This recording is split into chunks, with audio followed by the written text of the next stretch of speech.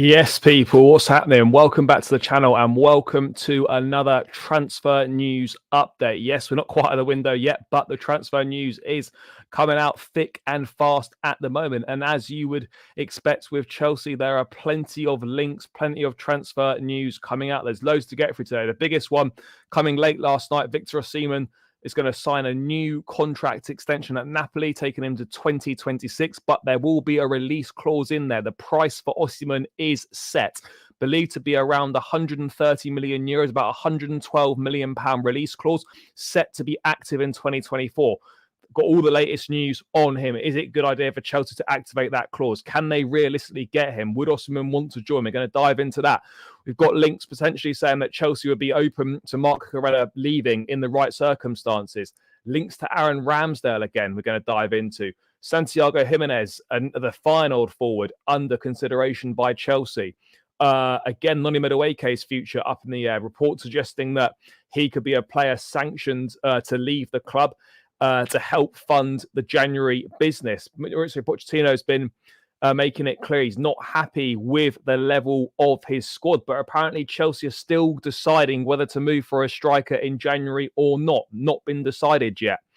Loads and loads to get into, guys. But yeah, as always, there is plenty of transfer news with Chelsea. Some good, some bad. Kendry Paez is going to be training with the Chelsea first team squad next week in what is described as the first of a series of settling in visits as well. So yeah, people, there's loads to get into, loads and loads of news as always with Chelsea. Wouldn't have it any other way, would we? Make sure you smash up the like button. Make sure you subscribe to the channel if you are new around here. And as always, guys, get involved in the chat. If you want to become a channel member, hit the link in the description below. You can join the channel for $1.99 a month. Or if you want to guarantee your comment gets read out, then please use the super chat function. Any donation is greatly appreciated by myself. And let's dive into it then, guys. I guess there's only one place to begin, and that is the news of Victor Osimhen. He'd been close to a 2-year extension on his Napoli contract before. But now it looks like it of just waiting for a formal announcement. Napoli reached an agreement in principle with Victor Osimhen on a new contract with a release clause included. It will be valid until June 2026. Final value of the clause has not yet been to be TBD. I don't know what that even means. It's not been decided, basically.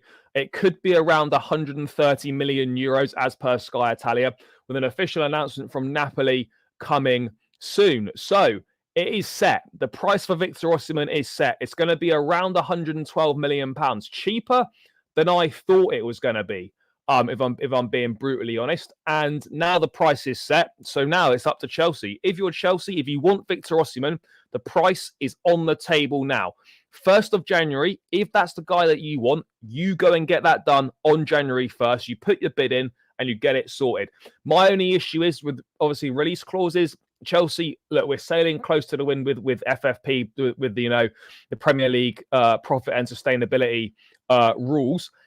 Release clauses have got to be paid in one go. We had this saga with Enzo Fernandez. We agreed to pay a fraction more than the release clause to get more favourable payment terms. Napoli are tough to deal with. De Laurentiis, the president there, drives a hard bargain. So, look, ultimately, if Chelsea want Osimhen, then the release clause is there, and it's going to be a case of, can we sell enough players to help fund it? And would Napoli accept a structured deal, which means that we don't have to pay the release clause all in one go? Because otherwise, if we have to pay it in one go, it's potentially a problem. Now, how open is Osimhen potentially to a move to Chelsea? I don't really know the answer to that one, but Nizar Kinsella in the Evening Standard has been saying, where is it? Here, that Victor Osimhen could still be on the move at the end of the season, and a switch to Chelsea remains a possibility next summer. A fixed price tag has now effectively been set, and the Blues have been encouraged that Osimhen is open to a transfer. Despite all this, guys, as well, by the way, despite Osimhen with the release clause in there, is still a departure in January, from what I've been reading, is still viewed as unlikely given Napoli's involvement in the Champions League still, given the fact that they're going to be. I know they're not quite really fighting for the title this season, but they're fighting to qualify for the Champions League. I would think that a departure in January still for Osimhen is probably viewed as very unlikely. But at the same time, you can never say never with Chelsea, with Todd Boehly, with transfers. One big problem though is that obviously so another situation, a situation that could be an issue, is the wages. Like players like Osimhen, players like Ivan Toney, guys that we should be going for to make a difference. Matt Lawbin speaking on the London is Blue podcast again, and it's an obvious point in theory, but it's still a point to make. That Chelsea have done well to get the wage bill down, but the players they need to sign to make any tangible difference won't fit into it. Toney and Osimhen aren't moving anywhere for 150k a week. They've got a huge decision to make. And this is the big decision, because now it's a lot easier to get young up-and-coming players to sign these performance-incentivized contracts where the base wage is a little bit lower, and then it's obviously increases whether you qualify for Champions League, whether you win trophies, and all that sort of thing. Right now, it's obvious the wage structure will have to be broken quite considerably if we're going to sign an Ivan Toney, if we're going to sign a Victor Osimhen. Not as much for Toney. I think Toney, 200k for Toney, maybe 250. I actually don't know what money he's on at Brentford. Victor Osimhen, if you're signing Victor Osimhen, you're going to be looking at the upper echelons of the wage of the highest paid players at the club. You're looking at the Raheem Sterling on 300 bags a week. You're looking at in that sort of range. Do Chelsea want to do that? What sort of message does that send to sort of the rest of the squad, to the dressing room, etc.? But ultimately, for the best players, if you want the best players, the players that are going to make a difference, you've got to pay them the money. You have to. Now, look, what we've done here to reduce the wage bill, I commend it. I think it's a good thing to be doing. Wages were out of control at Chelsea. We've seen it too many times how we'd offer bang average players so much money, and then we simply couldn't get rid of them. Now we're in a situation where we've kind of brought that under control. Yes, I know Sterling's on 300k a week at the club. Reece James, slightly different situation. Obviously, the captain, he's young, etc. Like renewal a little bit different, but like signing players on big money, I think Chelsea need to move away from that slightly. Although, if we're being honest, there probably will have to be a few exceptions to it. Otherwise, you're just going to accept that we're not going to be signing players like a Victor Osimhen or like an Ivan Toney within the current wage structure that we've got. Of course, you could argue if they really wanted to join, they would come and they would fit in with that money. Like, I suppose you could try and spin it that way.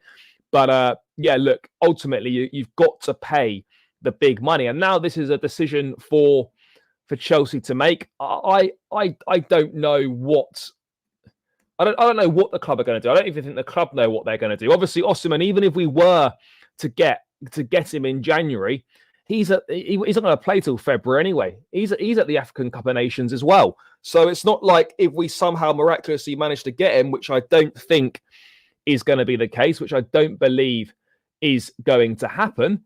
You're still in a situation, guys, where we're thinking, well, hang on a second. Like this, we're going to sign someone. He's not really going to pay to February. Exactly the same, probably with Ivan Toney as well. If Ivan Toney signed, he'd probably make his debut on deadline day against Liverpool at Anfield. If that were to happen, let me get to a few things in the chat as well. By the way, people keep running the likes up as well, guys. Want to hit 50 likes as quickly as possible on the stream. We're already over halfway there. Make sure you are smashing that like button. Run those likes up. And all that good stuff, guys. Subscribe to the channel if you're new around here. But yeah, already sort of over 30 of us in the building. Make sure you're smashing that like button. Let's say hello to a few people in the chat, and then we will continue on.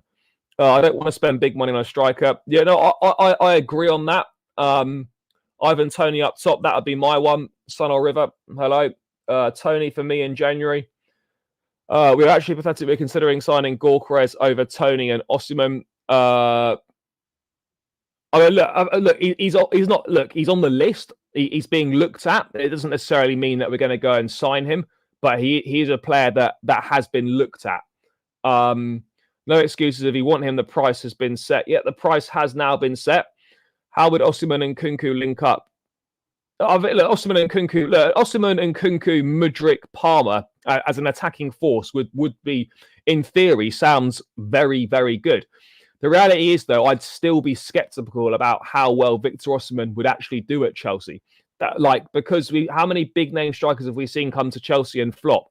This was, when Lukaku signed, that was viewed as the final piece of the jigsaw. A lot of people would say that if Osimhen signed, maybe that would be one of the final bits of the jigsaw. But I just don't look at it that way. I really don't. He signed a deal over the release clause. Only signed a deal over the release clause. The price has been set. So another saga. Yeah, look, Napoli aren't going to be involved in the saga. If you want the player, you pay the release clause. It's as simple as that. Lower wages equals lower in the league. I don't necessarily agree with that necessarily. I would rather have Toney over Osimhen. I prefer Ivan Toney because A, I think his profile suits us better. B, he knows the league inside out. He doesn't need time to settle in. C, he's a proven goal scorer. I know Osimhen's obviously a proven goal scorer as well, but Ivan Toney's a proven goal scorer in the Premier League. And I think his attributes suit perfectly what we're looking for. Look, to me, you can't fully rule it out. But yeah, I would have to say that it would seem unlikely that Victor Osimhen. For me personally, I think Ivan Toney makes more sense. You're talking about, would you rather spend about 115 million pounds on Victor Osimhen with what, in excess of 200k a week wages, or would you rather spend around 70 million pounds on Ivan Toney with around 200 grand a week wages potentially? Look, for me, I think Ivan Toney is a better move all round for us. But again, if we were to get Osimhen, I'm not going to cry about it and think it's crap. For me personally, I just think Toney would be better. But it is an interesting decision. Like, what are we going to do when it comes to the wages? Because now the experienced players that we need to sign, they're not coming for the money that those younger players with a lot of their careers left ahead of them are coming for. These are going to be guys coming in their prime. This could, in Toney's case, this will be his one big move. I'm not saying he's on pennies at Brentford, but he'll be looking for a big pay rise if he does decide to come to Chelsea. Yeah, I do as well. I think it's a much better way of doing things because it keeps people motivated. Where does it hurt people most? Money. That's where it hurts people most. Ultimately, if you play well, you should be rewarded for it. So if you do well for the team, then the club does well, you get to pay more. I prefer Watkins any day. Look, I think Toney is way more proven than Ollie Watkins. I mean, Watkins is a good player, but he's only scored a couple more goals than Jackson this season in the league. Yes, big up, my guy. Hope you're doing well, bro. Toney will reject Chelsea for sure. Don't even bother. I don't know. Ultimately, all you can do is try. How many players have we signed recently where we thought, there's no chance we're going to be able to sign these players, and then we have managed to get it done? No, my redirects are not on. I haven't really worked out how to do that. Osimhen is not a very good link-up player. He's a target man. Look, Toney's a target man as well. But I think he links up the play a little bit better. I've not watched loads of Osimhen at Napoli, certainly not on a week in, week out basis in the league. I've seen him more in the Champions. Look, he's a very good striker. When Jackson goes to the African Cup of Nations, who are we going to play up top? Probably in Kunku, and I imagine Broyo is going to get a bit of a run. Look, I think Toney would happily go to Arsenal. I also feel that he would happily come to us as well, but it's going to depend on a number of factors. Where are we going to be come the start of January? If we can win the rest of our games this year, it puts us in a much better position. But if we continue to struggle, then maybe he's going to be thinking, right, this is the one big move I've got in my career. I want to play Champions League football. It looks like we're going to miss out on the Champions League for a second year in a row. How long is it going to be until we're a competitive team ready to win the big prizes? If I'm looking at it and I've got a choice between Chelsea and Arsenal right now, as much as it pains me to say, as much as I don't like Arsenal, like if you're an experienced professional and you've got one big move in your career, then there's no then it's a no-brainer, which seems like a mad thing to say, but it is a no-brainer that you would pick Arsenal over Chelsea right now as an experienced player. But look, I mean, let's see what happens on that one. What else have been saying? The price has been set. The fee that fee is lower than Caicedo if we trigger in January. No, they can't do anything about it, but it's still up to the player. Ultimately, the player still has to want to come. If I was Osimhen, I'd be waiting out. Personally, if I was Osimhen, I would wait out to the summer. Does Mbappe go to Real Madrid? I think we all presume he does, but on the off chance he doesn't, Real Madrid need a centre forward. Osimhen would be perfect at Real Madrid. PSG, if Mbappe goes, might look to bring Osimhen in potentially. Like, there's a lot of moving parts here. If he's dead set on joining us, then yeah, sure, absolutely, bring him in. And he wants to come, then let's do it. But if I was him personally, if I was advising him, I'd tell him to wait it out till the summer. I really would. Lukaku was a bum buy, was against that one from the start. Both Toney and Osimhen had the right mentality. Yeah, look, for me, it's Toney. I don't know if he's twerking for Arsenal. Of course, he's keen. I'm sure we've all seen the picture that he posted where he's watching Declan Rice. He's watching an Arsenal game. Yeah, look, again, what might help us potentially in any sort of deals is that we do have Broja as a potential offer to someone. So, like, if we were to get Toney, could we send Broja on loan for the rest of the season as part of the deal? We have got some sweeteners that we could use, or certainly other players that we are looking to get rid of that we can use. Would Brentford want to have Ian Martson potentially? Would they be interested in a Trevor Chalobah? Would they be interested in maybe taking Noni Madueke on a loan deal? We have got a few players that we could potentially use in a deal, although how many times have we said that and no players have been involved in any deals? We're still waiting for that first players plus cash deal or swap deal to take place under Todd Bowley, and it hasn't happened as of yet. It hasn't happened. Charlie, we need a striker in a January transfer window, but it would be Toney for me. Yeah, it would be for me as well. Temporary solution will be Toney for next 2 to 3 years. Our strikers will develop also. Yeah, I think you bring Toney in. I think he probably signs a 5-year deal at 27, 28 next year. 29, 30, 31, 32, takes him to 33. Maybe he signs a 4-year deal with an option for a 5th or whatever it might be. It ties us over while those strikers are developing. And look, it puts us in a good position, in my opinion. Yeah, we're going to get into that as well. Fair. Yeah, mate, I'm going to look into all that redirect stuff. I haven't worked out how to do it, to be honest. And I'll be real, I haven't never even looked at it either. Just bring Toney in January and goal scoring is sorted. Problem is he willing to come? Look, I think the goal scoring, we create a lot of chances. Honestly, if we had Toney right now, we'd be in the top 5 or top 6 quite comfortably. That's my opinion on the situation. We'd be top 5 or 6 quite comfortably right now. The reality is that we aren't. Thank you. Yeah, I actually think it is. For me, I would say it's almost essential. I don't think we're going to have a very good season if we continue with just Jackson and Broja and Nkunku, who obviously hasn't even kicked a ball for us yet. We need an elite level striker.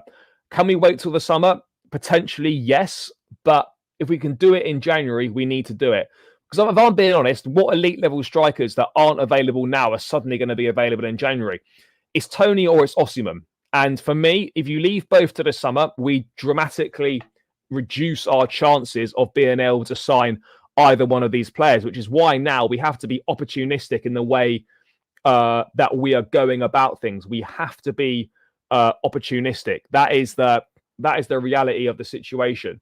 If we get a striker, I hope we try and push and to get in Europa League. Yeah, look, Europa League. Look, Champions League's not fully gone yet, but I think there's an acceptance that it's going to be very, very difficult right now for us to do that this season.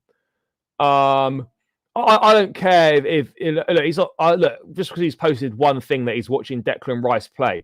Look, he said that he's enjoyed watching Arsenal. cool. But ultimately, if he wants to come to this football club, that's fine with me. I don't care if you're a boyhood Liverpool fan or whatever. People don't realise that a lot of players that play for clubs don't actually support the team they're playing for. It is just a job. If they want to come and they want to do well, you're more than welcome in my part. If we get Osimhen January, we will show our final power as a club. Yeah, potentially. I don't know. I don't think Osimhen will come in January. I agree. Yes, hello, mate. So now Poch is not happy with his squad, but when he takes charge and promised so many good things. No, look, I'm going to get into Poch being unhappy with the squad in a sec. Well, before I just round out this the segment on strikers. But yeah, look, the decision to make here. Look, whatever people say, like right now, yeah, we are mid-table and we're struggling. But ultimately, Chelsea are a massive football club and we're not going to be down in the dumps forever. You know, this will at some point come good and we will start winning and we will start being competitive again. Obviously, for Osimhen to come, he's got more time on his side because he's 24 years of age. For Toney, at 27, going to be 28 next year, he's probably thinking, well, if it takes me a couple of years to get there, I'm going to be 30. Is that too late for me to make a success of things at Chelsea? No, it probably isn't. We need Osimhen and a world-class goalkeeper. Is money for Osimhen lower than for Caicedo? I think it'll be around the same. It'll be around the same. Jimenez is a more likely solution. Yeah, agreed. Enzo is our highest earner in the new wage structure, i.e. 180k a week. Osimhen will have better offers than us, for sure. We can't really promise, we can't guarantee European football at the moment. Look, signing these players is going to be difficult. But there was also a report saying that, if I just bring this up, we've also been looking at Santiago Jimenez. According to ESPN, Feyenoord forward Santiago Jimenez is also under consideration by Chelsea. Now, of course, players like Jimenez, players like Gyökeres, they're going to be a lot easier to sign. David Ornstein saying that, it's obviously from an Athletic Q&A, Mauricio Pochettino will have no increased power in the transfer market, only input. Chelsea's business will be run by the sporting directors and supported by the owners. So that probably means we're going to sign Victor Gyökeres or we're going to sign Santiago Jimenez, and then we're going to sign a load of 15-year-olds from Brazil to complement that situation that we are in. So yeah, it's a little bit problematic, to say the least. It is a little bit problematic. But what else have we got going on? Look, Jimenez. Look, don't get me wrong. Santiago Jimenez, I think, is a promising striker. He's done a very good season with Feyenoord, but again, a little bit similar to Victor Gyökeres, who scored a lot of goals for Coventry in the Championship. He's scoring goals quite freely at the moment for Sporting Lisbon. He has only just gone there, though. But ultimately, if it's the sporting directors that are driving the recruitment, we've seen the recruitment they've already done. It's not looking good in terms of us being able to find a situation where we're going to get the experience that we need. But ultimately, I think now the fact that Poch said it publicly, the fact that you can see that this is not working right now, we're lacking leadership, we're lacking experience, that with Pochettino's input and with maybe the directors just using their fucking brains, you might think, yeah, do you know what? We are going to go and target some experience. We're going to go and look to bring some experienced players in. We're going to look to bring some quality in, some leadership in. I think, let's hope that that might be able to. Let's hope that might help us. They might do what we need to do. I think they can see, everyone within the club can see we're struggling and can see what we need. So hopefully, that might help us out. Might just help us out. But with these sporting directors, I just don't think I can feel confident with anything right now with these sporting directors. That is the big problem for me at the moment. Is it can I trust these sporting directors? Can I trust them?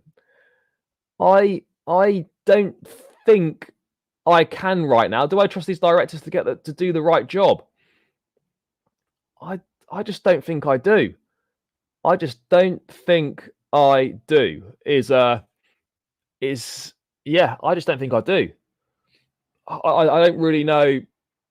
We've lost a lot of trust in this ownership. That is the only problem I've got. Am I excited for the January window? Yes, I am, because it's an opportunity for us to fix problems. But again, you could also potentially dread it in a certain way as well. The recruitment over the last few windows has not given me faith that we're going to make the right choices. So we just got to keep our fingers crossed, really, that we don't make it any worse. And you know what players are going to be on the chopping block to fund this next lot of players that we're going to bring in. It's obvious what we're going to be looking to do. And yes, it is problematic for us. It is. Every transfer window is a chance to make things right, and it gives you hope. But the problem is, though, it's translating that into a reality. And from the recruitment that I've seen of the last couple of windows, unfortunately, I don't trust these recruitment guys to get things right. We've spent a lot of money, and we've got a situation now where the team is struggling in mid-table, lacks massive leadership, and is not doing well enough. And so how can we have confidence in these directors and think that, are they actually going to go and get it right? I don't have faith that these guys are going to get it right. I'd love to say that they're going to go and sign Osimhen, or we're going to sign Ivan Toney. I think these guys will be high up on the list, but let's be real. What fits more to type and what is easier to do? Someone like a Goalkeeper or someone like a Santiago Jimenez. That is the reality of the situation right now. What else have we got going on here? By the way, guys, keep smashing that like button. We're on 44 likes, 6 more likes to 50 likes. That's always the minimum target, guys. So make sure you are smashing that like button, people. Run it up to 50. We've got 65 in the building. No excuses not to be running this up to 50 likes ASAP, guys. Get it there right now. Should be done within literally the next couple of minutes. Should be well over 50 likes. So do your thing, people. When stream of January transfer window, I hope we get, hopefully. Osimhen needs to do a Messi and come to Chelsea for love and for not the money. I think we should bring another centre-back for Silva. Potter to United is gathering pace. Potentially that could happen. Again, it's no guarantees, but it's certainly strong links. And another 22-year-old. What could possibly go wrong? Another forward who is having a good season, but is by nowhere near the finished article and nowhere near the sort of quality of player we need. But yeah, sure, let's do that. Since Uni and Berlin don't want Datro Fofana, use him and cash for Jimenez. I just don't think Jimenez is really cutting it either. I'll be real. I don't think Jimenez is cutting it either. Not right now for us, for what we need. The board signed Aubameyang and they regret it, so I don't see them signing experience now. Quite possibly. Taremi is a good striker, but again, it's got to be quality as well. Taremi, I like him. I think he's a good player, but he's not going to move the needle and make the big difference that we so desperately need. Maybe hard to believe, but I met a few times Claude Makelele, and last time he told me he resigned because of the new policy of the club with rebuild and everything, with new ideas. He said it is not AGR. For fuck's sake, Silva will leave. I think we know Silva's going to leave. But yeah, let me have a look. What else is being said? I think we know that Thiago Silva is in most likelihood going to leave. Let's have a look. Where's that being said? Thiago Silva is not likely to be retained by the club, according to David Ornstein. 52 likes. Let's get to 100. Yeah, we could hit 100 likes today. Why not? Run it up, people. Run it up, as I said. Keep smashing those like buttons.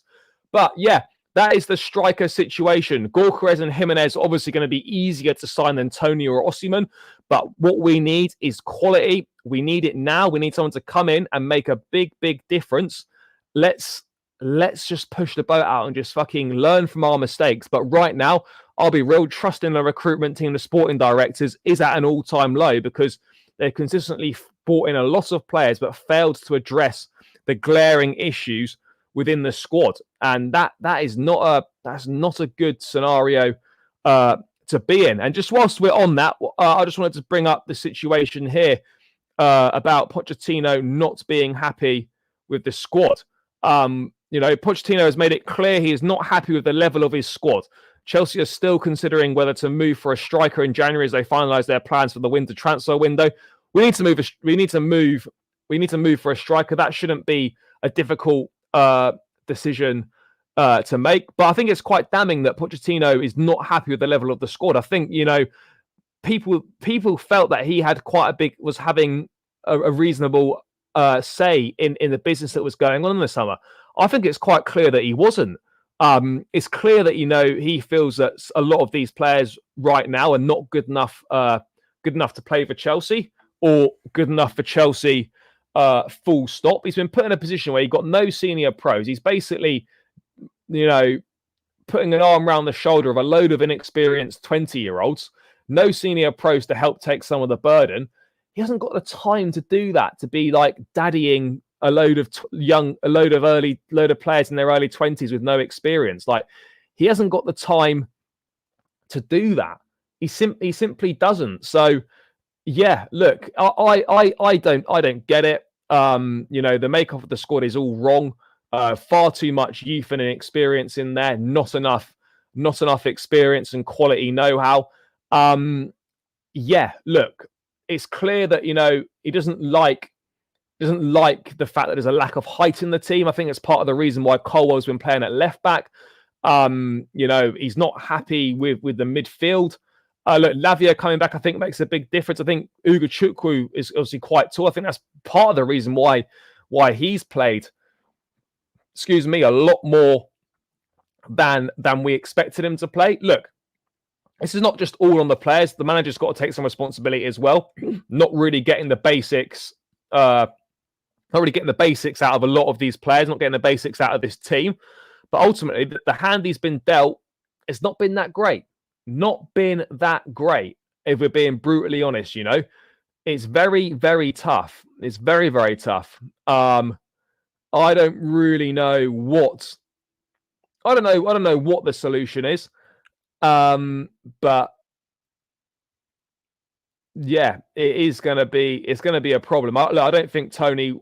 I don't think Silva will be renewed, and I think ultimately it's probably what we need to do. We probably do need to move on from Thiago Silva, as upsetting as it's going to be, because it's a massive job. But I think he probably felt he'd be given a bit more experience in the window, and he simply wasn't given that. I don't think he had an input in the summer. He wanted experience. He did. A number of times he said he wanted experience. A number of times you can go back to, even in pre-season as well. We need experience. And they didn't give it to him. I don't think he is. I honestly don't think he is. But the fact of the matter is that if he's having input in the recruitment process and they're not giving him what he wants, that isn't his fault. That isn't his fault. But of course, selection things, Chilwell at left wing, things like that, that of course is on him. I think you've seen the style of play in certain games, nowhere near on a consistent enough basis, but you have seen it in the City game, in the Arsenal game, in the Spurs game to an extent. You can see what we're trying to do. We're just not able to do it on a consistent basis.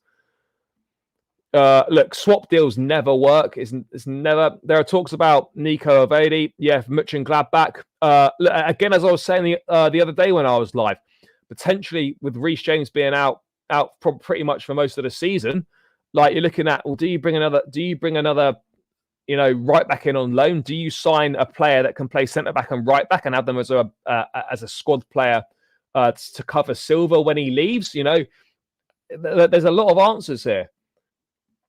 Santos, David Washington, Cassidy wasted money.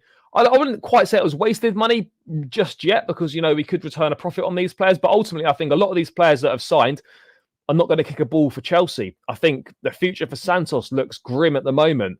Casadei, I just don't see where he fits into this Chelsea team. Where does he get in the team right now? He simply doesn't. Like, this is what I'm talking about. He simply doesn't.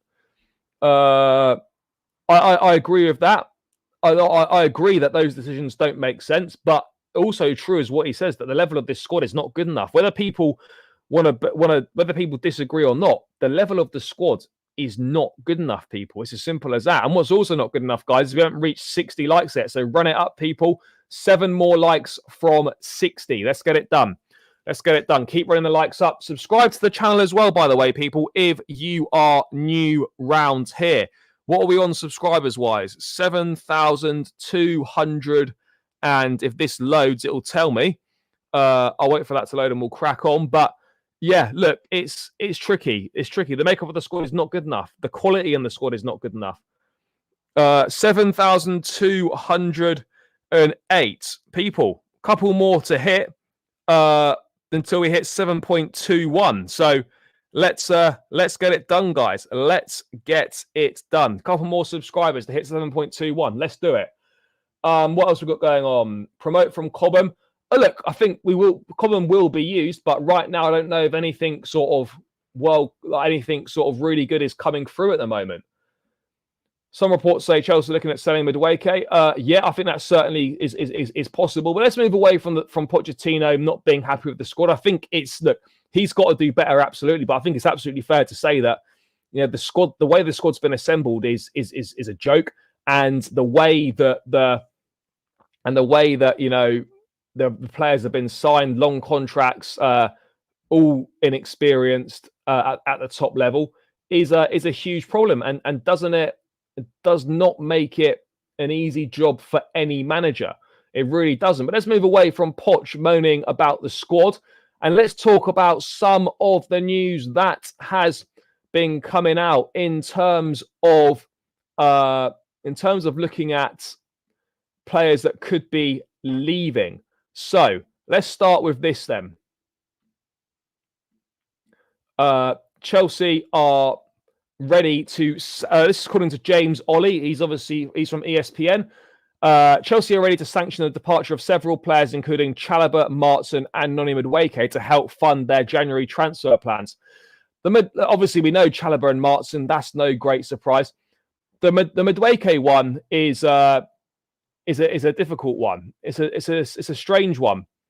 It's a strange one, the Madueke one, because you look at it and you're like, we signed him. Apparently, Graham Potter was big on pushing for Madueke to come. He looks promising at times last season. He really did. But the reality of the situation is that I just think we've handled it really, really badly. How can someone we signed on an 8-year contract less than a year ago suddenly just doesn't really want to be here anymore? Or we're looking at sacrificing him? What does that say? That we made a mistake, or that we're just happy to, accept that players are going to move on? I mean, look, again, in the article, it's saying that Potter pushed hard for the signing of Madueke, and it's possible he could be allowed to leave on loan. So I'm not sure if a full sale would be sanctioned, but it's clear that, whether it's a permanent departure or whether it is a temporary departure, it's clear that Madueke, if a suitable offer comes in, will be allowed to leave. And I just think it's mad. And and to be honest, look, let's be real. Madueke is the first of many players that this will happen to. And this is what happens when you stockpile in a stupid manner. We'll probably end up signing a defensive midfield player maybe in January. And then you're thinking like the likes of Ugo Chukwu, the likes of Lavia, potentially. You're thinking, well, where do I suddenly fit in? Do you know what I mean? Madueke is just going to be the first victim of stupidity, stockpiling, bringing a load of players in just for the sake of it. Do you know what I mean? Like, this is going to be the first one, and he certainly won't be the last one. I mean, look, I'm not saying he's been treated in the best way. Look, he's not been fully fit for most of the time. when he has been given his opportunities, he's not necessarily made the most of them. But at the same time, look, I actually think he's good. I think he's a good player. It's just the fact of the matter is, he just hasn't been able to get the opportunities in the side. I think he probably should have played more than he has done. Obviously, Cole Palmer coming in's not helped because Palmer's come in and hit the ground running. Poch is really fancying Gallagher more in that 10 role. Sterling and Mudryk have made more of an impact than him. It just feels weird that, already we're going down this new project, long contracts, and already less than a year in, potentially one of those project signings is already going to be shipped on. What does that mean for the likes of Andre Santos in the future? What does that mean for Cesare Casadei? I think these are two guys that right now look like they might not play for Chelsea. That's mad. That for me is this is fundamentally where we seem to be going wrong, where this strategy appears to be massively flawed. I don't understand.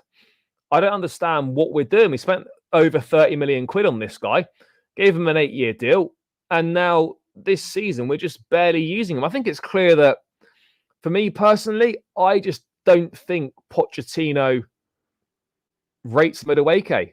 I'm going to say it. He was with him at Spurs. He was in the under 18s when Poch was at Spurs, but yeah, it looks like there's going to be another clear out, and already some players that signed in January are just going to be moved on. It's a mad one. It is a mad one. I personally don't understand it. I really don't. But yeah, this is kind of where we are now. It does just appear to be a little bit scattergun. We know that Martson and Chalobah, of course, are gonna go. That's no surprise there. Madueke exit is looking likely. It's no surprise at all. This is what's going to happen. This is what's going to happen. Not everyone's going to make it at Chelsea. You stockpile kids. They're not all going to get the development minutes that they need. They're going to stagnate. More kids will be sold in a not so distant future because not everyone's going to make it at Chelsea. And this is one of the major downsides of the recruitment path that we've gone down, as we're stockpiling multiple youngsters, not only youngsters, but multiple youngsters in the same positions. This is going to be one of the downsides, and Madueke is just going to be the first of many that this will happen to. And this is a big problem, people. This is a big problem. No, there's no denying it now. This is a huge issue in my opinion, guys. I think this will happen to a lot more players. I think a lot of these players that we signed in January, a lot of the players that have been signed in the summer, certainly players that have been signed under this ownership, I think a lot of those will be moved on. A lot of those won't fancy it. We spent 30 plus million and didn't give him enough chances, and now selling him would be a blunder. Well, yeah, it would. We'd make nowhere near. If Chelsea were to sell him in January, I still think a sell, it can't be ruled out, but I would say a loan move is more likely if a suitable offer came in. But if we were to sell him less than a year or a year later, pretty much, we're not getting our money back. We might get 20 million for him, maybe 25 at a push, but we're going to be making a loss on a player that we signed less than a year ago. Good player, wrong club, possibly. What about FA? We've got there's one FA Cup game against Preston. I mean, I don't think he's going to be thinking, I'll stay so I can play against Preston in the Cup. Like, he needs to go and play regularly, and he simply isn't playing regularly. Yeah, look, Winstanley and Stewart, I think they have to take most of the heat, to be brutally honest. They have to take most of the heat for the current situation and what's going on. A lot of friends want Chelsea to lose at Sheffield United so they can prove this strategy isn't working. I would never ever want my team to lose just to prove a point. I'll always want my team to win, no matter what. Elise, I don't think Elise is going to come.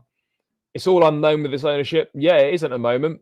According to Matt Noor, Madueke wasn't fancied at Tottenham with Poch. Maybe not. Our recruitment team need to wake up. A loan move. Look, I think a loan move, sure. A loan move, absolutely. as Liverpool, I don't understand your project. You guys have 4 strikers, but you want Santos is not. Santos is not a striker. David, we've got Broja, Jackson, Datro Fofana, and David Washington, the young kid we brought in from Santos. And then we've got Nkunku who can play there. Broja, I don't think it's got a long-term future at the club. Datro Fofana, clearly, I think I've already made my mind up, is clearly not good enough to play for Chelsea. He's going to have to be sold. And yeah, I don't know what's going to happen. It's just too many youth. Geordie, pick yourself up, brother. Welcome to the No Europe Club. Welcome to the No Europe Club. Was obviously going to happen. Sign too many players. We all knew it. Yeah, of course.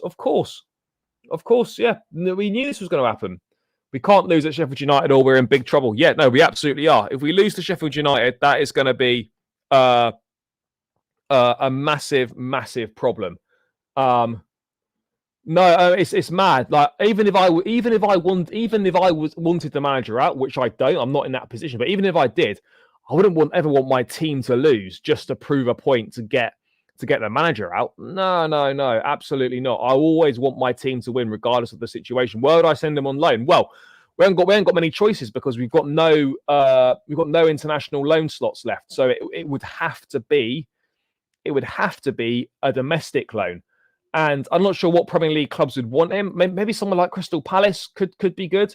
They still haven't sorted a Zaha replacement. Maybe a loan to Crystal Palace. Maybe a team like that. But look, we're not going to send him to the Championship, are we? So it would have to be a Premier League loan. It absolutely would be.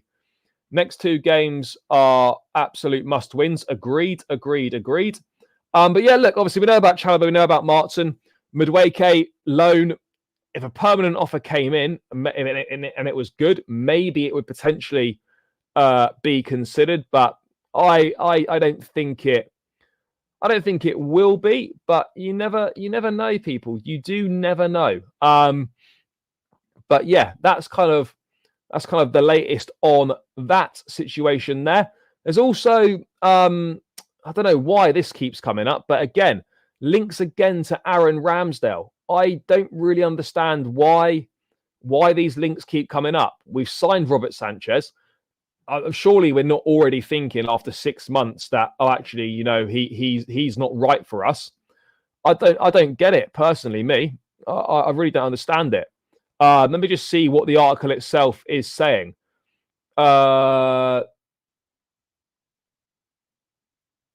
Chalobah's expected to leave, having not played a single minute. Crystal Palace are interested in him.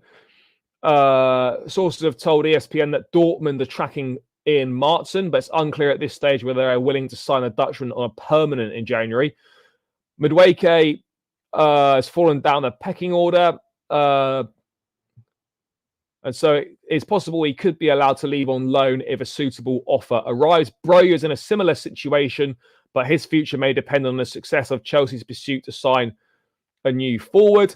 Apparently, Chelsea are looking to strengthen other areas of the team with a goalkeeper and a centre-back among likely targets. Chelsea are monitoring Aaron Ramsdale due to a lack of game time, but Arteta has played down speculation he could leave next month. Chelsea are also willing to listen to offers for Cucurella, although he has since played more often than expected due to Chilwell's injury. I really don't understand this Aaron Ramsdale stuff. I really don't get it, because literally we signed Robert Sanchez, we signed Petrovic, we signed what's his name on loan, Slanina as well. Unless Chelsea have already decided that Robert Sanchez is going to be number 2 because he's not good enough to be the first choice keeper. They've decided that already. Ramsdale's not going to go from being a number 2 at Arsenal to come to Chelsea to be a number 2.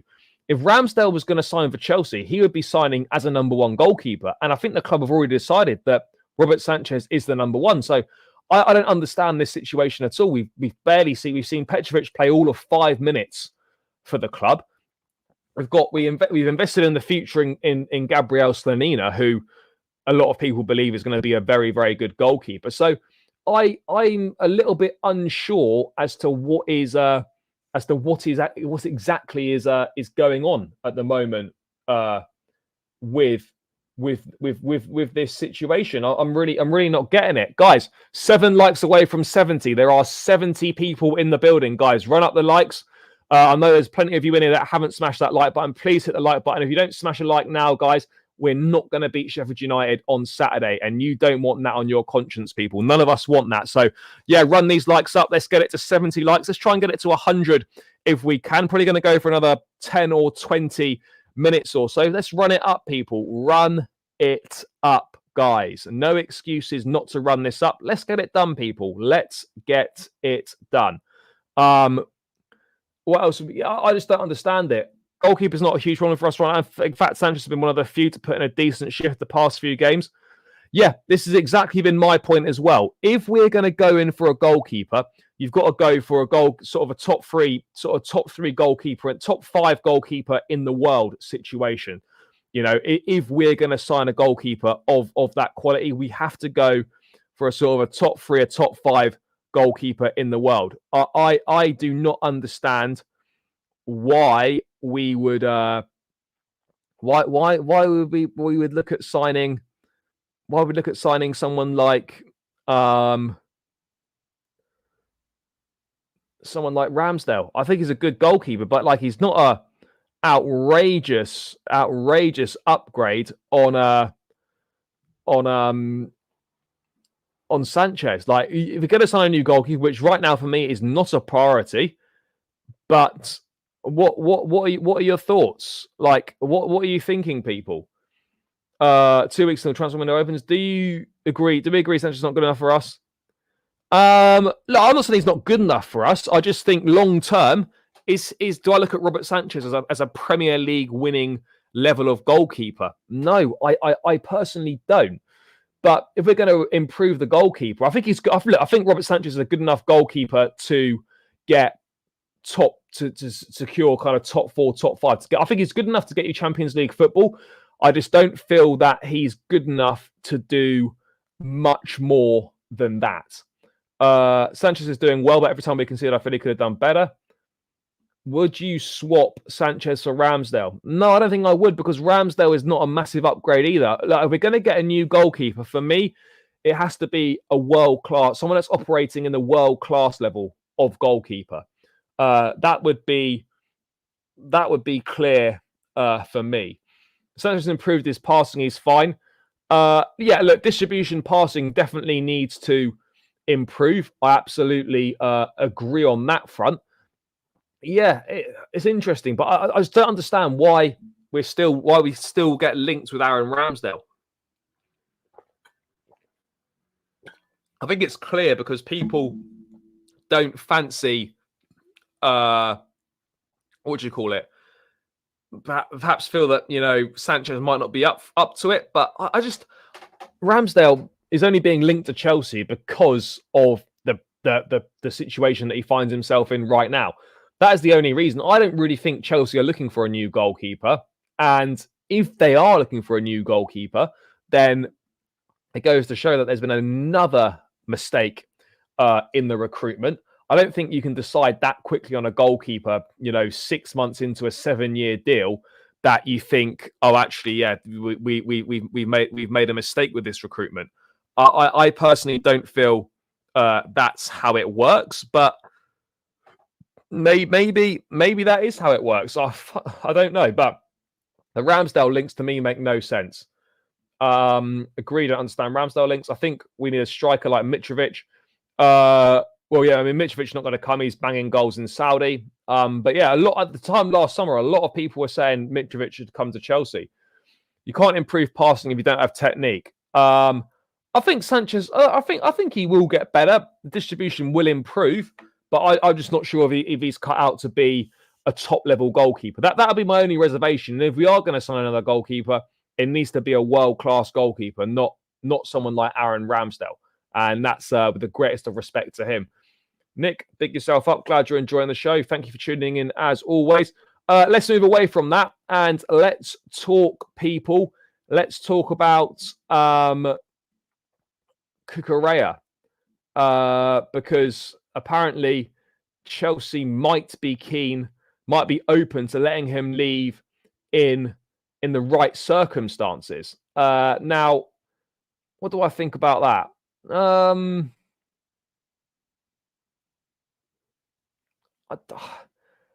I'm not sure that would be the right thing to do. And I think right now as well, let me just find it, this one here. I'm not really I don't know what it is about Cucurella, and I don't know what the right circumstances would be. I guess the right circumstances would be, a large offer for him. But ultimately, despite the fact that he's improved, and I think he's doing well, I think we'll end up keeping him certainly for the rest of this season. I don't see him going in January. We blocked his departure in the summer. He's playing a lot better than he was last season. And given the fact that, Chilwell is injury prone and he's doing well, I would keep him till at least the end of the season, and then have a rethink in the summer. That for me is personally what I would do. We're not going to get we're not going to get anywhere near the money we paid for him if we were to sell him. But Cucurella is proving to be versatile in defence. He's proving to be a good squad player for us at the moment. He's proven that he's more than capable in the starting 11. He's done well in recent weeks. I think he's injured at the moment. I'm not sure I don't know what the situation is on that front. But yeah, sanctioning a sale of Cucurella wouldn't make any sense until the summer. At the earliest, that is when it would potentially make some sense. But yeah, it absolutely isn't really making too much sense in any other circumstance. So I think that's quite a conclusive thing for me. Cucurella shouldn't be going anywhere in January. I don't imagine we would let ourselves do that, considering Chilwell's not fit and he's very injury prone at the moment as well. And I just can't see us signing another left back in January.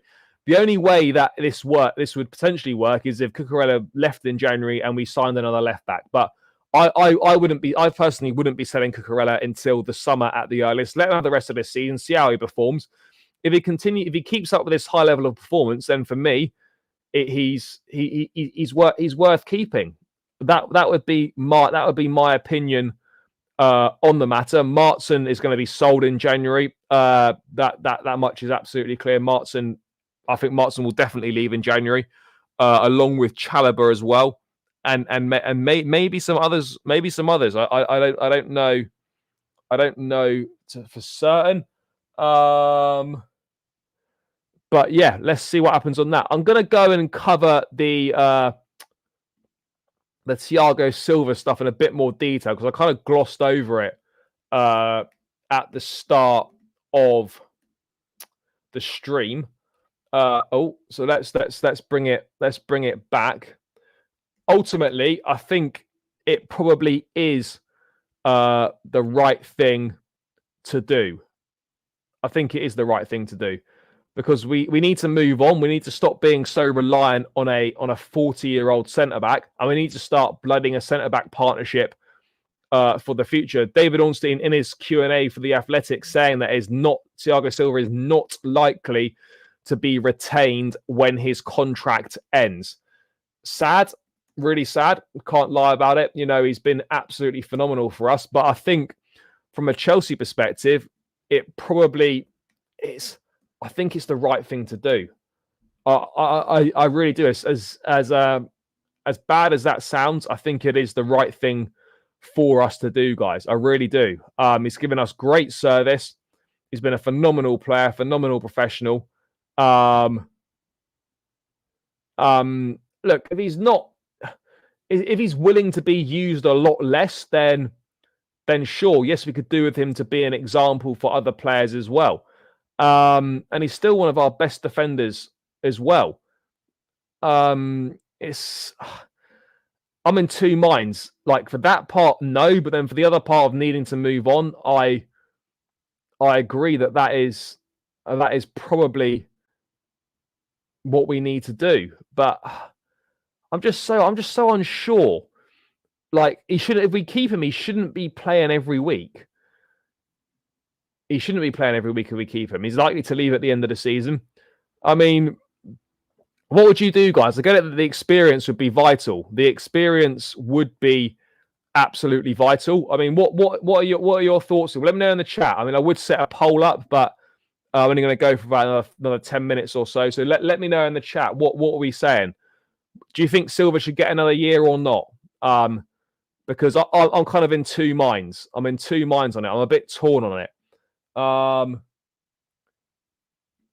He's injured, can't be sold. Who's injured?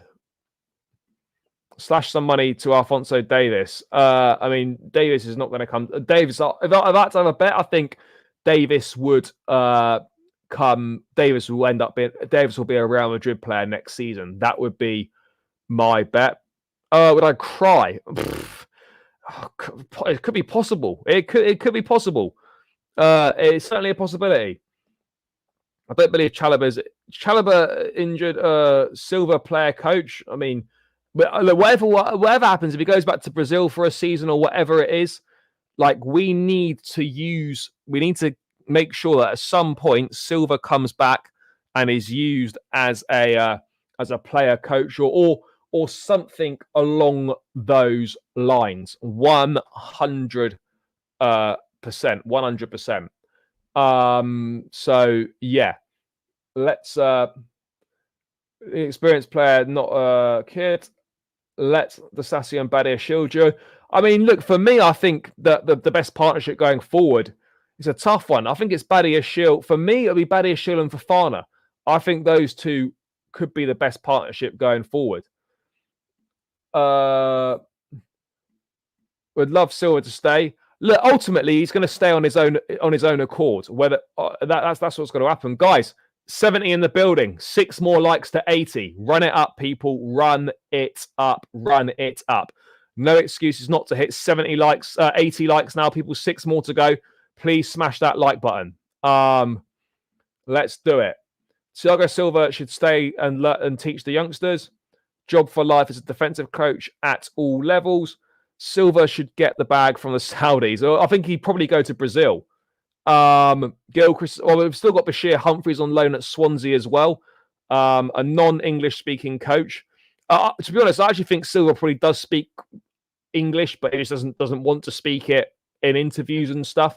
I think it's a bit like Aguero. Everyone thought Aguero couldn't speak English. He just didn't want to do the interviews. Aguero can speak perfect English. I think it could be something similar with Silva. Davis would rather swap his mattress to a bed of blades before he joins this club. You need to know when to call it a day. Silva has been amazing for us, but we need to start looking at forming a partnership. Yeah, I agree on that. I agree. It's a shame that we weren't able to give Thiago Silva a Premier League title, but Champions League, fantastic, fantastic. What can I say, people? What can I say? Benoit Badiashile, very good defender for his age. Yes, big up my guy. All going well. Hope you're doing well. We've just been talking about strikers, players leaving in January, etc. Thiago Silva looks unlikely to be retained, which is a shame. It is a shame. I can't lie. It is a shame. There's no denying it. There's no denying that it absolutely is a shame, people. But yeah, look, again, if Silva leaves, look, I know people talk about Gilchrist. I know people talk about Bashir Humphreys on loan. Like, it's not really, for me personally, I just don't think Chelsea trust that level of player. That's why we're looking at another centre-back. Look, Silva would be more than happy to stay for another year. I think he would stay for another year. He really likes it here. He's settled. His family is settled. His kids are in the academy. You know how much everyone in his family loves the club. Ultimately, it's going to be down to the club, personally. And as tough as it sounds, I just feel that it's not quite going to happen. Is my thought on it. I just think Chelsea will look at it and think, we've got these young centre backs in for the future. We need to start building a partnership. We need to start getting these guys regular minutes. Just personally, yeah, I think just for me, it's gonna be. I would edge towards not keeping him. Only just though, I just think it probably is time to move on and start building for the future with this team. That is how that's how I would look at it. That's how I would look at it on a personal level. But it is sad. It is sad. It will be sad to see him go. Peter, I hope you're good. Wish we win the Hopefully this season we can win a trophy, whether it's a Carabao Cup or whether it's a fucking whatever it is, an FA Cup. Hopefully we can go out with some trophies for Silva. He's going to go and do what he wants to do ultimately, whether he wants to stay, whether he wants to go. Get Osimhen or Toney. Agree.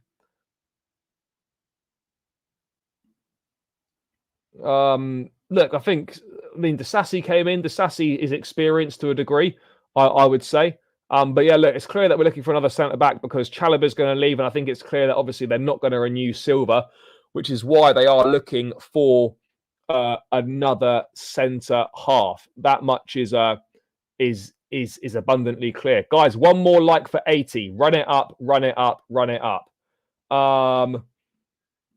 I think there is no balance in the midfield. We need someone like Matic, Onana, who can partner up with Caicedo and Enzo. Look, we've got so many midfield players, right? But I think Lavia coming back is going to make a big difference. I think that really will make a big difference for us. So, yeah, I do think that will make a big difference.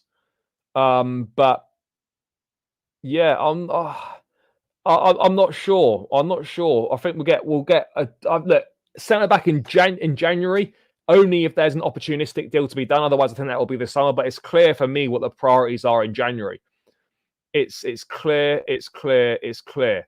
You know what they're going to what the target is in January. That is that much is abundantly clear. So. Yeah, it's gonna be an interesting one. It absolutely is gonna be an interesting one, in terms of what we do in January. Look, people talking about Polinia. It's not going to happen. I don't see Polinia happening. Look, what have we got? We've got Gallagher. We've got Enzo. We've got Caicedo. We've got Lavia. We also have Chukwuemeka. We have Ugo Chukwu. We have Santos. We have Cassidy. We've got 7 or 8 midfielders on the books already. Do we really need to go and get another one? Look, if the manager's not happy and feels we need another midfield player, then, bro, these swap deals, it doesn't. Unfortunately, football's not like trading cards where you're just like, oh, do you know what? I've got this card. Do you want to swap? And I'll give you this one back. Like, it doesn't work. There's a reason why you barely see any swap deals in football, because they are so difficult. They're so difficult to get done. That's the reality. I'm not sure if that's true or not. Chalobah will leave, but I don't subscribe to the fact that he's not injured. Botman's a great defender. Paulinho better than Gallagher. Yeah, I would agree, but again, slightly different profile of midfield player. But yeah, I would absolutely agree.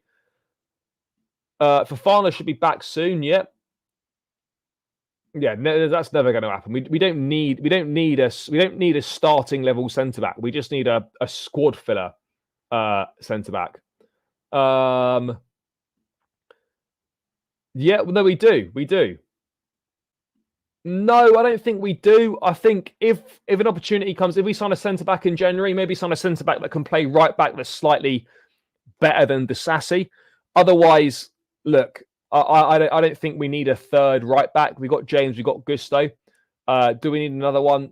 I would say no. But if James is going to be out for the rest of the season, if we can maybe, if there's a solution in the market where we can bring in a decent right-back in on loan, then sure, maybe let's try and explore that. Look, for me, I'd love to see Lavia in a 6, Enzo and Caicedo playing as 8s. That for me is what I really want to see this season. Am I going to see it? I don't know. I think I will at some point, but yeah, let's wait and see. Let's wait and see. But that for me is what I would do. That for me, I think, is the best midfield on paper. Lavia, Enzo, Caicedo. That for me is what we need. No, mate. Dybala's not going anywhere. Look, Dybala's an attacking midfield player. Do you think we need another winger? No, I don't think so. Who have we got? We've got Madueke still. We've got Sterling. We've got Mudryk. We've got Cole Palmer. We've got Nkunku who can potentially play wide. There's 5 options there already. Do I think we need an out-and-out winger? No, I wouldn't have that anywhere near the top of the list of priorities. I really wouldn't. So I don't know. We don't have a midfield destroyer. I think Lavia can be that destroyer. If you watched Lavia play last season, you know, he dominated us at Stamford Bridge for Southampton. Dybala's too injury prone for me. What is the main reason for this disastrous season so far? Lack of goals for sure. Inexperience, yep. And managing. It's a combination of all those things. Absolutely. It's a combination of all those things. Chilwell probably back in January some point. I don't know when, but you know, he's not even. I think it would be at least another month until we see Chilwell. Maybe January, maybe February. I don't know, but I don't think it's particularly close. Is what I would say, guys. 20 likes away from 100. Keep running the like button up. Going to go for another sort of 10 minutes or so. Keep smashing the likes, people. 20 away from 100. Run it up, guys. Run it up. Let's get as close to 100 as we can. I'm sure there's people in here that have not smashed that like button, so make sure you do so. And subscribe to the channel if you are new around here as well. Enzo and Caicedo do really well going forward for their national teams. Yeah, this is why I think Lavia is going to make a big difference. I don't want to put loads of pressure on the kid, but I do believe that he is going to make a big difference for this side when he returns. I really do think he's going to make a big difference. Yeah, he can a bit, but he operates better centrally. But yeah, he's not going anywhere. I'm praying Gusto back this week. Yeah, well, if Gusto is not back, then we're fucked because Cucurella could be missing. It would have to be Disasi at right back. I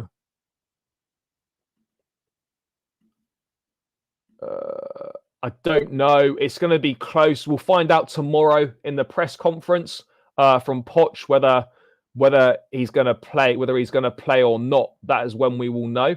But yes, what else is there to go through, guys? Let's have a quick look if there's any other stuff. Let's see.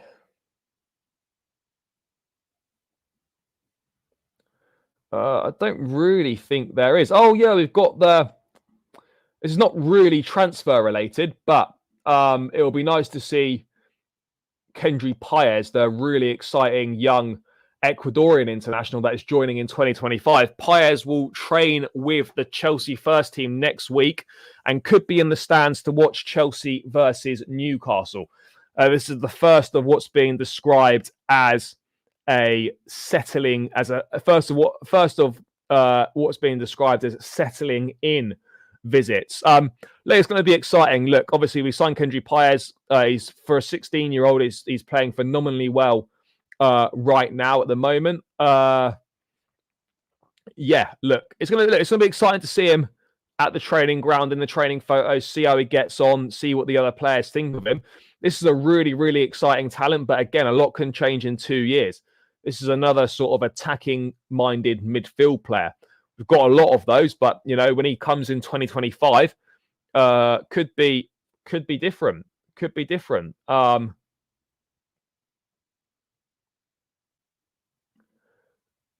Jackson has lost a lot of points. I think that's slightly harsh. I don't think he has lost us a lot of points on his own. Yes, he should have scored on occasions when he hasn't, but to solely say that he's the reason that we've lost a lot of points, I think is a bit harsh.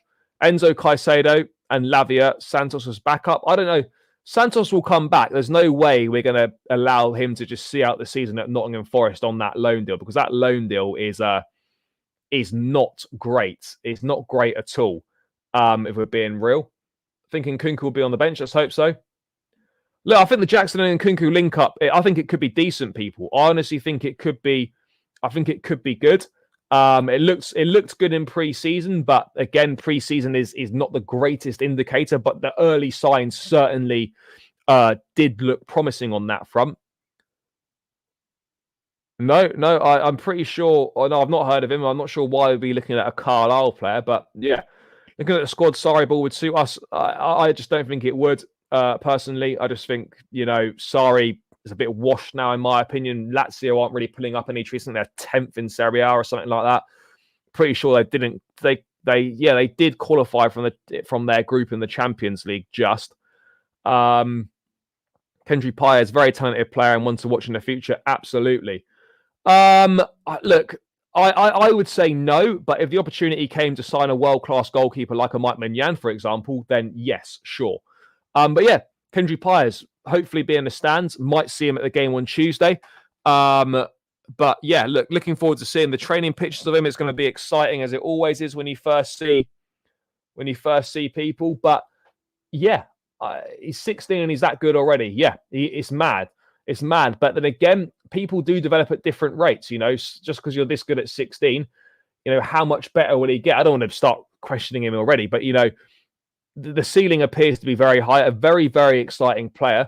But I want so much has changed in 2 years, pretty much since the owners took over. I wonder how nearly 2 years. I wonder how different Chelsea's going to be again in another sort of 18 months or so when Paez arrives. I think you're looking at it, and it could be very, very different. Yeah, we're talking about one of the best players in the world in Wayne Rooney at 16. Unbelievable. Chelsea add, Victor Gyökeres is on the list. I mean, again, he's been scouted. I don't know an awful lot about him, but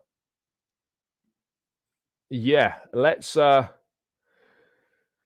wait and see, people. Let's wait and see. I don't know what else what else is popping off. These players that keep getting injured need to be sold. Getting sick of these injuries now. The best ability is availability. If these players are injured all the time. Yeah, but you know what's weird, though? Players that were always injured at Chelsea are now not getting injured anywhere else. Pulisic's not been injured this season. Loftus-Cheek has played regularly. Kante has played fairly regularly out in Saudi. These are guys that were quite regularly injured at Chelsea. Seems as soon as they leave Chelsea, they're not getting injured. Guys, run the likes up, people. We're on 81 likes. Let's try and get this to 90 likes before the stream is out, guys. Before the stream is out, let's try and get this to 90 likes. We could have a midfield of Paez, Enzo, Caicedo, Lavia. Yeah, look, there's certainly very, very good options.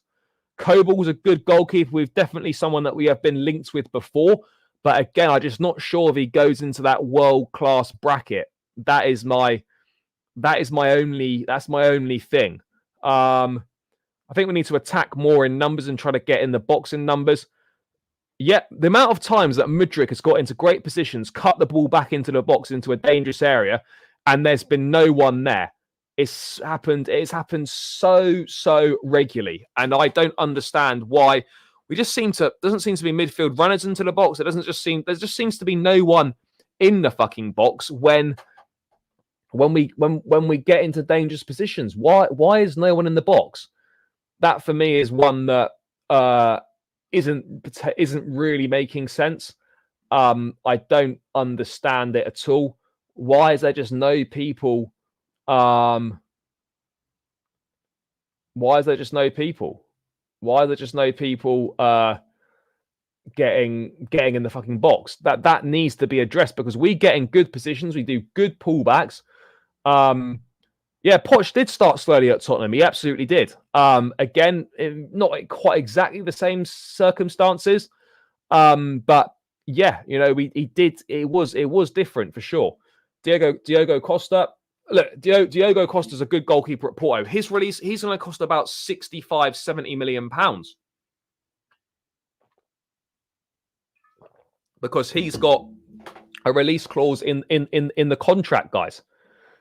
Spurs attack just like us, but the attack in numbers, Udogie and Porro bomb into the box. Yeah, I think it's clear that, with Reece, Gusto gets forward well, but left back, Cucurella is not a naturally attacking fullback.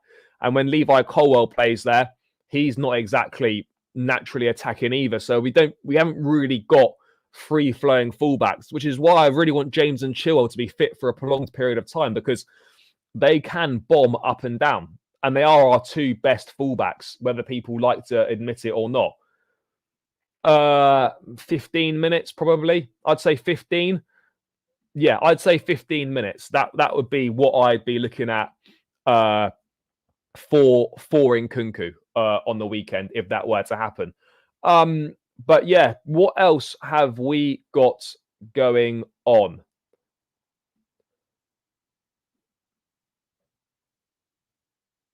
I mean, look, just going back on the Silva thing, it would seem very strange to not retain the only bit of leadership or experience we have, unless we're not going to sign some leadership or experience in the subsequent windows. I personally don't get it. I really don't understand it. But yeah, it is what it is, guys. Like, surely these directors at some point, the cookie's going to crumble for them, and it's going to be like, right, okay, we've made a mistake here. We haven't got this right, and let's sort it. Let's try and rectify this. It might be expensive. We might have to move a few players on that we already bought in, but we can rectify this. This lacks leadership. This lacks experience. Why would these directors therefore not go and assess that? Big up to Young Sinatra. Thank you, brother, for the super sticker donation. Greatly appreciated. Very kind. Guys, if you want to send a super sticker in, if you want to send a super chat in, guarantee your comment gets read out, then yeah, please do so. Any donation, no matter how big or small, is greatly appreciated. Will I give Martin and Madueke a fair chance? Look, to be honest, I think Martin's played minutes, but it's just clear that he's not part of the plan. He's not part of the plan. That is just the reality of the situation. Poch clearly doesn't see him as a left back, and he's not good enough. He's not better than the options that we've got in the attacking third either. So yeah, unfortunately not. Start Breyer or Jackson. I think Jackson will probably come back in, but I think Breyer probably does deserve another chance. Even though he was poor against Everton, I think he does deserve another opportunity to play. I think for me that is fair. Touch and go. We'll find out tomorrow in the press conference whether Nkunku is going to be ready or not. I personally feel that he may well be, but I couldn't say for certain. Let's hope so, because it's been a few weeks now where we're sort of wondering, is he going to be ready? Is he not going to be ready? I think if I had to say now, I think he probably makes the bench and he might play 10, 15 minutes at the end, depending on how the game is going. So yeah, let's see. I don't really know. I don't really know what the situation is.